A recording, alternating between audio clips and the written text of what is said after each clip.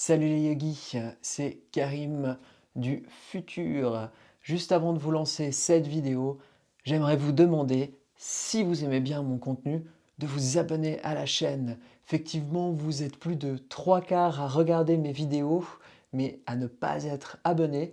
Donc si tu es concerné, si tu aimes bien recevoir des cours de yoga chaque semaine ici sur YouTube, je t'invite à t'abonner à ma chaîne. Voilà, je ne vous dérange pas plus longtemps. Tout de suite, je vous lance ce prochain petit cours. À bientôt. Salut les yogis. Aujourd'hui, on se retrouve pour un petit cours spécial dos, particulièrement le bas du dos.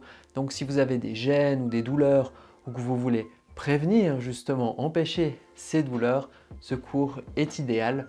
On va travailler en douceur, donc vous pouvez aussi bien le faire pour prévenir, comme je viens de le dire, ou bien si vous avez en ce moment des tensions, il faut juste être assez conscient de ces douleurs, assez conscient de ces tensions et ne pas aller trop fort, ne pas aller trop loin. Donc il ne faut pas qu'il y ait de pincement au niveau du dos quand vous faites ce genre d'exercice, mais je ne pense pas que ce sera le cas.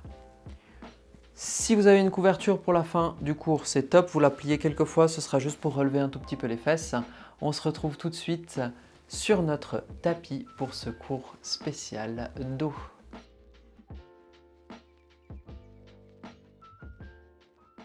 Alors, on va se retrouver sur le dos, les genoux pliés.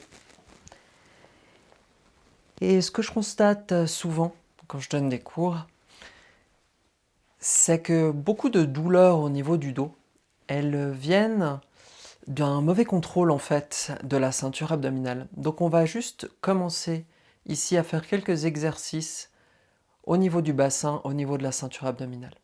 Avec les genoux pliés, largeur des hanches, les talons, largeur des hanches. J'aimerais que vous utilisiez une de vos mains pour constater qu'effectivement, vous pouvez glisser la main en dessous du bas du dos. Et ça, c'est parce que naturellement, la colonne vertébrale a une petite courbure ici. Ça fait un petit S et effectivement, si on n'engage rien du tout au niveau du bas du ventre, au niveau de la ceinture abdominale, vous devriez avoir un petit espace.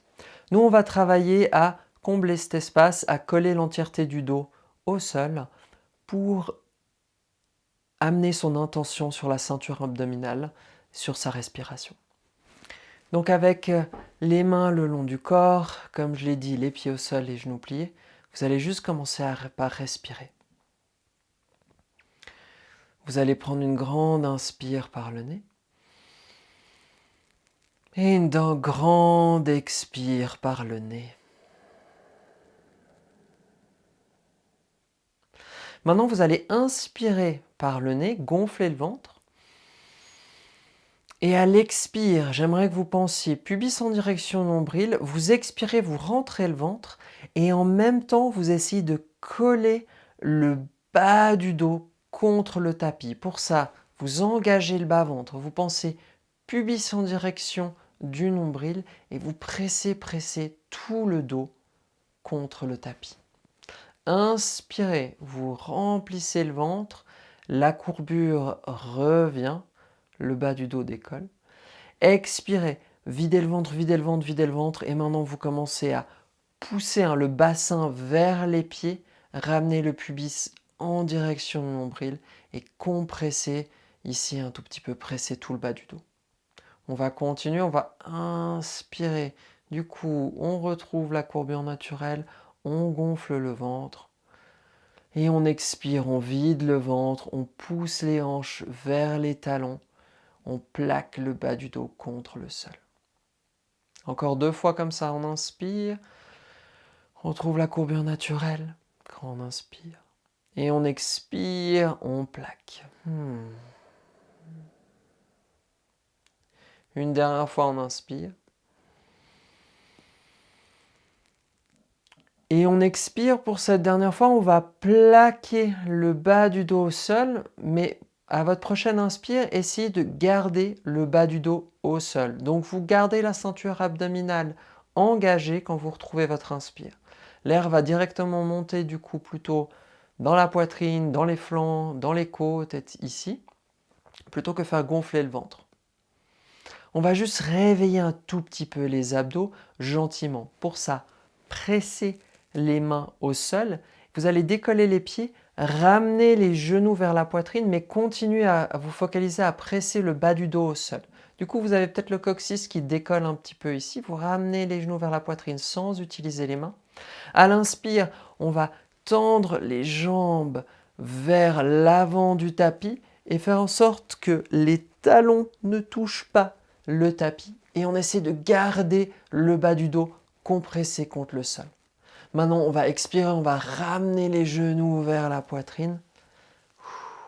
Et on va faire ça encore 2 fois. On va inspirer, on va tendre les jambes vers l'avant.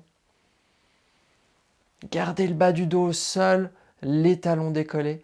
Respirez, souriez, tout va bien. C'est pas facile, mais ça va aller. Et on expire, on ramène les genoux vers la poitrine. Et une dernière fois, on inspire, on tend les jambes vers l'avant. On se focalise à garder le bas du dos au sol. On respire, tout va bien. Pressez, pressez. Engagez la ceinture abdominale. Et on expire, on ramène les genoux vers la poitrine. Posez les pieds au sol. Ouf, c'était pas évident, mais ça nous permet vraiment de focaliser notre attention sur la ceinture abdominale et ça va être idéal après pour protéger le dos. Depuis ici, on va ramener le genou droite vers la poitrine, mais garder le pied gauche au sol et tendre la jambe droite vers le ciel. Respirez. Maintenant, cette cheville droite, vous allez l'amener juste au-dessus du genou gauche. Vous allez ouvrir vos bras en T ou en cactus selon la place que vous avez. Et ce pied droit, il va vouloir descendre à l'extérieur du tapis. Donc on va se tourner sur le côté gauche. Donc depuis ici, vous laissez les genoux, le pied droit partir sur le côté gauche. L'épaule droite reste ancrée au sol. On essaie de trouver une petite torsion ici. Si vous voulez vraiment trouver la torsion avec toute la colonne vertébrale, avec la nuque, on porte le regard vers la main droite. Et on respire ici. Rappelez-vous de ce petit engagement que vous aviez dans le bas-ventre pour plaquer le bas du dos. On veut le garder ici dans cette torsion. Donc l'air, on va essayer de le passer directement dans la poitrine, on va essayer de le passer directement dans les côtes. Respirez. Profondément. Regardez à nouveau vers le ciel. Ramenez les genoux vers le centre. Décrochez le pied droit. Posez le pied droit au sol. On peut ramener les mains, les paumes sur le tapis le long du corps. Et on va ramener le genou gauche vers la poitrine et tendre le pied gauche, le talon gauche vers le ciel. On va rester ici un petit moment. On respire aussi. Ici, ça nous permet aussi d'étirer un tout petit peu les ischio-jambiers ici, l'arrière de la cuisse gauche. Pliez le genou gauche, ramenez la cheville gauche juste au-dessus du genou droite et gardez le pied engagé ici, juste pour protéger le genou gauche. Maintenant, on ouvre les bras en cactus ou en T.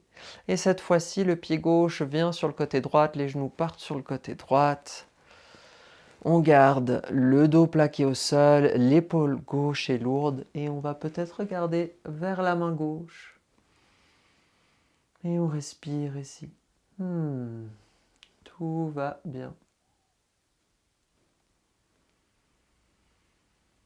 N'oubliez pas la connexion avec la ceinture abdominale.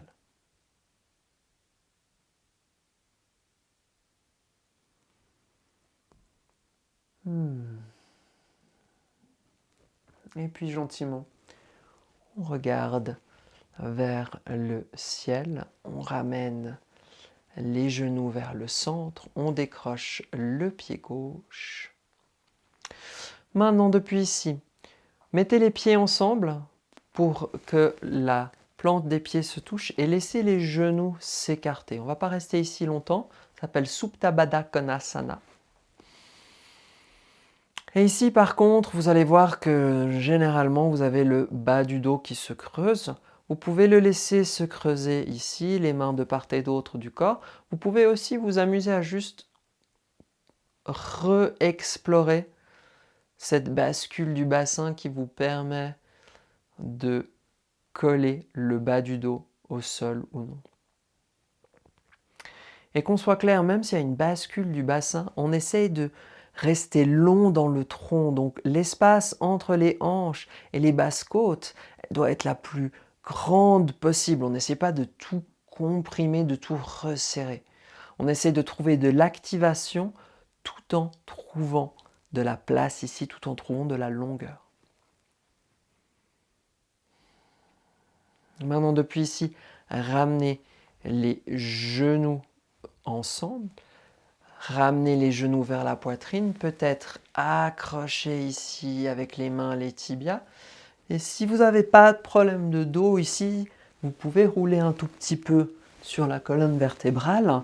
Si ça, c'est pas agréable, si en ce moment vous avez des problèmes justement de dos, ne le faites pas. Aidez-vous simplement des mains pour retrouver une assise. On va ensuite croiser les chevilles et ramener les genoux au sol, les mains au sol. Depuis là, genoux larges, pieds ensemble, on va asseoir les fesses vers les talons, les mains sont vers l'avant. On se retrouve dans une posture de l'enfant balasana, mais assez active, c'est-à-dire qu'on va bouger depuis cette posture. Donc, regardez entre les mains. Le corps est lourd, on sent la gravité qui fait effet ici. On presse l'intérieur des mains au sol et à l'inspiration, j'aimerais que vous remontiez comme si vous vouliez remonter dans un quatre pattes. Donc vous allez monter les épaules au-dessus des poignets et trouver la vache. Pour ça, vous allez lever le coccyx, pousser le cœur vers l'avant. C'est une vache un peu différente parce qu'on a les pieds un petit peu rapprochés, mais ce n'est pas très grave. Depuis là, on va expirer, on va arrondir le dos, regarder en direction du nombril, puis reposer activement les fesses vers les talons et allonger ensuite la colonne vertébrale en regardant vers l'avant. On va faire ça encore 2 fois. On va inspirer, monter les épaules au-dessus des poignets, pousser le cœur vers l'avant, le regard vers l'avant, creuser légèrement ici le bas du dos en levant le coccyx. Ensuite, on expire, on arrondit la colonne vertébrale, on regarde en direction nombril et vraiment, on pousse les omoplates loin ici, en redescendant les talons, les fesses vers les talons. Regardez vers l'avant, allongez la colonne, inspirez une dernière fois, on lève les épaules ici, pousse le cœur vers l'avant, on regarde vers l'avant et on expire, on arrondit. Et on descend les fesses vers les talons. Inspirez, allongez ici. Retrouvez un quatre pattes. Cette fois-ci, les pieds se remettent bien à largeur des hanches. Recroquevillez les doigts de pied. On va trouver chien tête en bas en poussant les hanches vers l'arrière et vers le haut. Dans ce V à l'envers, espèce de pyramide. Donc rappelez-vous ici, on essaye d'allonger déjà le dos plutôt que d'allonger les jambes. Donc on peut avoir les talons décollés, on peut avoir les genoux pliés. On essaye par contre de bien presser l'intérieur des mains au sol, de tourner les triceps sous les biceps ici pour activer les bras et activer le haut du dos. Et on aligne plus ou moins les oreilles avec les épaules. Regardez vers l'avant, inspirez. Expirez, pied droit à l'extérieur de la main droite. Le genou gauche au sol, on inspire, on lève le bras droit vers le ciel. La main gauche reste ancrée au sol. Un petit twist ici. On expire, on ramène la main droite au sol. Et maintenant, on va prendre Ardha Hanuman. Pour ça, on va tendre la jambe droite, reculer les hanches. Venez sur le talon du pied droite. Les mains au sol, si c'est possible. Respirez ici. Engagez la jambe. Poussez le talon droit au sol, puis vers vous. On vient plier le genou droit, ramener les mains vers l'avant. Respirez un instant ici. Vous pouvez même avancer un tout petit peu plus les mains pour trouver un tout petit peu plus d'ampleur du moment que le genou droit pointe dans la même direction que les orteils du pied droit. Ramenez les mains en dessous des épaules. Décollez le genou gauche, pied droit vers pied gauche, chien tête en bas. Cette fois-ci, c'est le pied gauche qui va se retrouver à l'extérieur de la main gauche. Le genou droit au sol, main droite au sol, main gauche vers le ciel. Une petite torsion ici. Respirez. Main gauche au sol. On vient prendre Ardha Hanuman. Pour ça, on recule les hanches, on tend la jambe gauche. Si vous êtes plus flexible que moi, évidemment, peut-être que vous arrivez à avoir gardé un dos un peu plus droit, ce serait idéal. Les mains plaquées au sol. Moi, je dois être sur le bout des doigts, mon dos s'arrondit un petit peu, c'est pas grave. Et si vous êtes moins flexible, peut-être des mains sur un livre, des briques de yoga ou quelque chose comme ça pour relever le sol. Depuis là, on plie le genou gauche. On met les mains au sol ou bien on avance un petit peu les mains. Essayez de trouver un petit peu plus d'ampleur dans ce lézard. Laissez fondre les hanches. Respirez.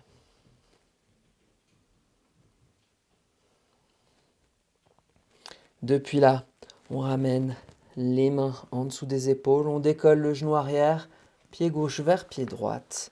Chien tête en bas. Une inspire par le nez.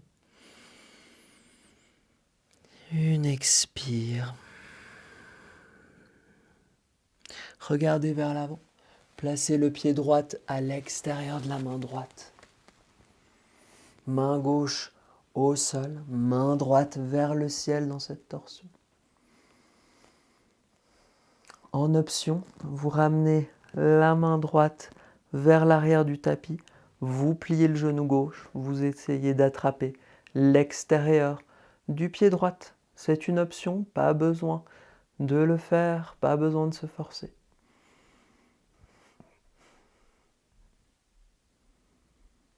On laisse fondre les hanches quand même.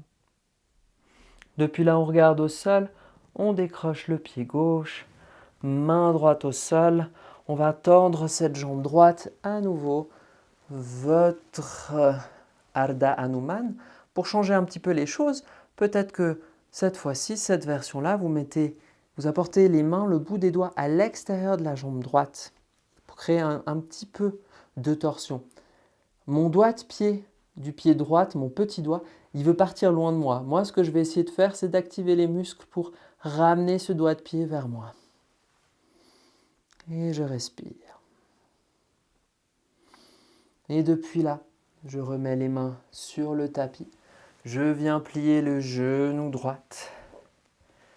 Et je vais trouver le lézard, ma variation. Ça pourrait même, au lieu d'avoir les mains vers l'avant, ça pourrait même être posé les avant-bras au sol. C'est de nouveau pas obligatoire.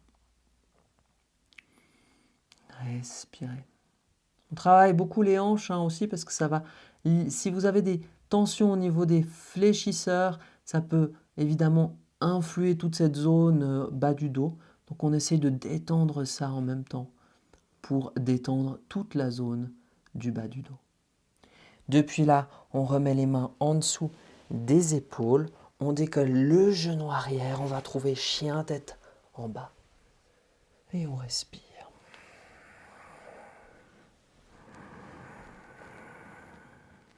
On regarde vers l'avant. Pied gauche à l'extérieur de la main gauche. Genou droit au sol. Main droite bien ancrée. Main gauche vers le ciel. Restez ici, ou l'option d'apporter la main gauche vers l'arrière du tapis, de plier le genou droit et d'essayer d'attraper l'extérieur, donc la tranche du pied droit. Donc c'est le côté où il y a le petit doigt. Des fois, quand on fait tellement de mouvements, on est en train d'ouvrir les hanches, de trouver une torsion, d'ouvrir la cuisse, on ne sait plus trop ce que est gauche et droite. Si jamais l'extérieur, c'est le côté avec le petit doigt. Et on respire. Depuis là, on décroche. Main gauche au sol. On vient tendre cette jambe gauche. À nouveau, vous pouvez prendre cette variation ou apporter les mains, le bout des doigts à l'extérieur de la jambe gauche, ici, et d'essayer de ramener le petit doigt de pied gauche vers votre cœur. Pas besoin que ce soit droit, hein, cette jambe, mais il faut être engagé ici, il faut que vous sentiez que ça tire à l'arrière de la cuisse gauche.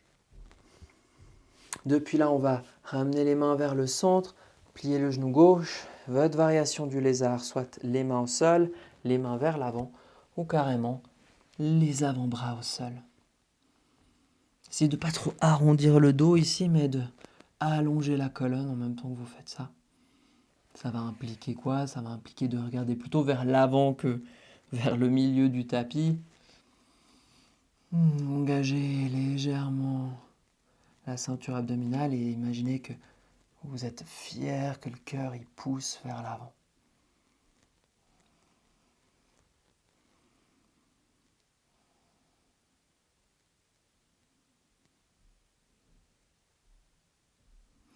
Depuis là, on va ramener les mains en dessous des épaules, décoller le genou arrière, chien tête en bas.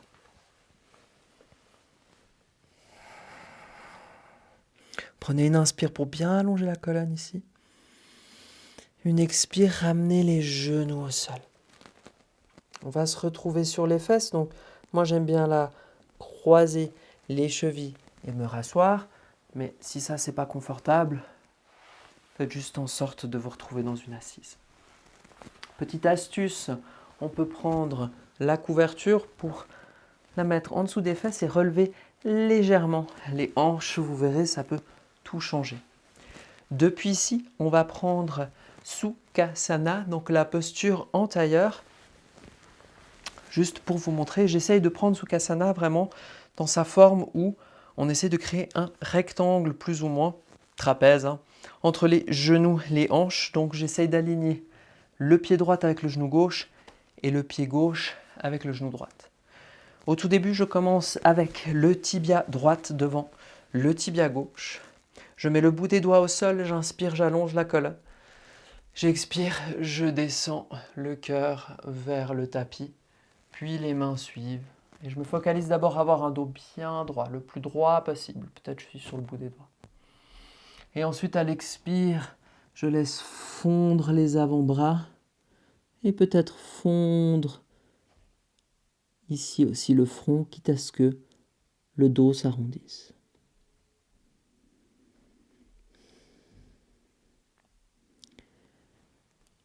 Je vais être un petit peu moins loin, vous pouvez même carrément mettre le front au sol, hein. Je vais éviter de le faire par rapport au micro, mais allez aussi bas que vous pouvez aller. Et souvent, cette petite astuce de remonter légèrement les hanches, si vous êtes un petit peu moins flexible, ça va vraiment vous aider à trouver un petit peu plus ici de profondeur dans cette posture. Maintenant, ça ne veut pas dire qu'on met plus de poids sur les hanches, hein. Les hanches, elles sont bien lourdes, elles sont bien ancrées contre le tapis ou contre la couverture. Inspirez, regardez vers l'avant. Ramenez les mains vers les genoux.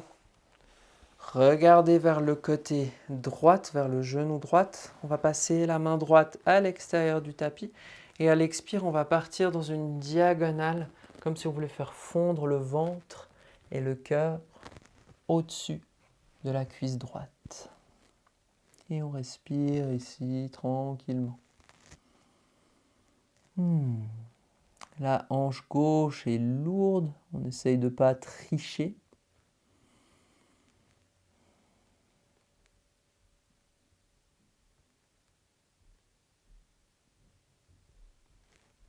Depuis ici, on ramène les mains vers le centre. Et juste par souci de symétrie, je vais vous proposer de passer le tibia gauche devant le tibia droite. Prendre un instant ici pour mettre le bout des doigts au sol, allonger la colonne à l'inspire.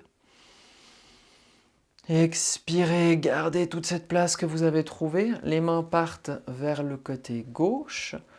Et on va, à l'expire, faire fondre le ventre et le cœur au-dessus de la cuisse gauche.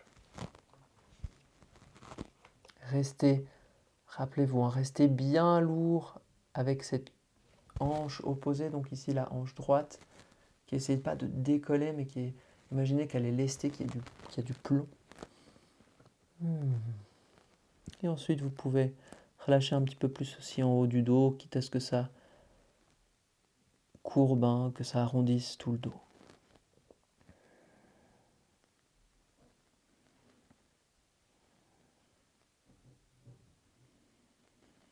Revenez au centre gentiment. Maintenant, depuis ici, vous allez tendre la jambe droite et le pied gauche, vous allez le passer au-dessus de la jambe droite pour qu'il vienne à l'extérieur de la jambe droite. Le pied droit est actif. Ma main gauche, elle passe derrière moi. À l'inspire, je lève la main droite au ciel. Je suis peut-être du regard les doigts pour regarder vers le ciel. Et à l'expire, je vais me tourner vers le côté gauche. J'aime bien, moi, ici, enlacer le genou gauche avec l'intérieur du coude droite et trouver cette torsion ici. Regardez mon pied droit, il est bien actif. Mon talon droit presse au sol. Aux inspires, j'allonge la colonne. Toujours cette intention de garder la ceinture abdominale engagée, d'être conscient. Engager l'avant, ça va vous permettre de protéger le bas du dos. Donc si on engage les flancs, si on engage la ceinture abdominale, on va pouvoir sur le long terme bouger d'une façon un petit peu plus saine au niveau du bas du dos et prévenir les douleurs. Depuis là, on revient vers le centre, on décroche le pied gauche, on tend la jambe gauche, on plie le genou droit, on met le pied droite à l'extérieur du genou gauche, la main droite derrière vous. On inspire, on lève le regard, on lève la main gauche vers le ciel. À l'expire, on va se tourner sur la droite. Et moi, j'aime bien à nouveau enlacer le genou ici. J'engage le pied gauche. Je respire. Je détends la mâchoire.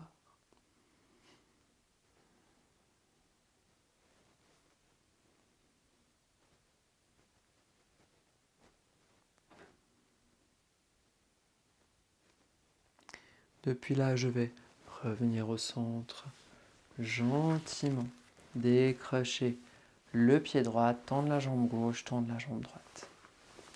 Une dernière fois ici, on va venir croiser les chevilles pour pouvoir venir dans un quatre pattes et profiter de ce mouvement pour mettre la couverture de côté. Depuis ce quatre pattes, on va simplement descendre le ventre au sol. Donc, gardez un engagement au niveau du bas du ventre. Commencez à avancer les épaules, pliez les coudes, descendez tout en bas. On va venir sur les avant-bras. D'abord, on va commencer par un sphinx, mais on va coupler ce sphinx avec une petite ouverture au niveau des hanches. On va regarder du côté droit et on va ramener le genou droit. On va essayer en tout cas de ramener le genou droit à hauteur de la hanche droite. Mon genou droit est plié en angle droit. Mon pied droit est plus ou moins actif. Et je porte le regard et le cœur vers l'avant. Donc je me tourne vers l'avant du tapis, pas vers l'extérieur. Et je reste ici. Si ça c'est trop pour vous, vous pouvez soit tendre la jambe arrière, soit descendre un petit peu ici le cœur, quitte à être moins dans l'ampleur. Il ne faut pas qu'il y ait de sensation ici un peu électrique, un peu rapide de pincement. Il faut que ce soit agréable. Si ici vous ne sentez rien, si vous n'êtes pas quelqu'un qui a des problèmes de dos généralement et que vous avez une bonne pratique des extensions, on peut même imaginer décoller les coudes dans cette posture ici. Et on respire. À nouveau là, c'est peut-être si vous avez plus l'habitude de faire du yoga.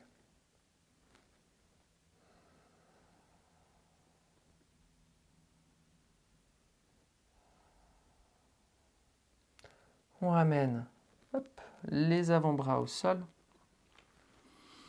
On va venir tendre la jambe droite et faire la même chose de l'autre côté. Donc j'essaye de aligner la cuisse gauche ici. Je regarde vers l'avant. Soit je reste ici, soit je décolle les coudes. À nouveau, rappelez-vous, vous pouvez aussi juste garder la jambe gauche tendue, aller un petit peu moins haut aussi dans ce sphinx. Et on respire.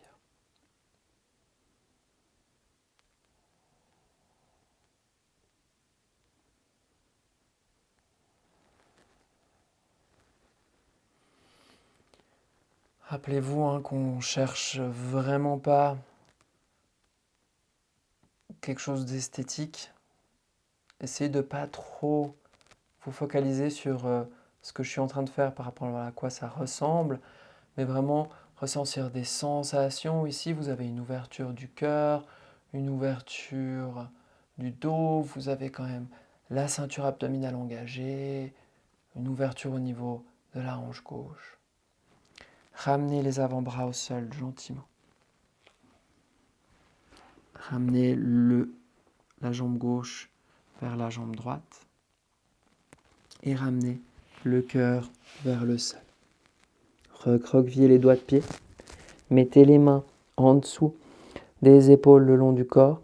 On va prendre une dernière posture ici aujourd'hui. Ça va être la posture de l'enfant. Donc engagez le bas-ventre, remontez dans un 4 pattes ici. Et ensuite, pieds ensemble et les fesses vers les talons. Je ne vais pas aller trop bas à nouveau pour une question de micro, mais vous pouvez vraiment faire fondre ici le front sur le tapis. Les mains peuvent être engagées légèrement vers l'avant ou les bras le long du corps.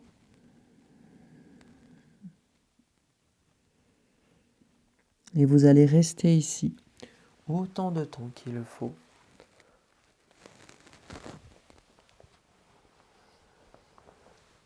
Cette posture de l'enfant aujourd'hui pour vous, c'est votre Shavasana, c'est votre posture finale.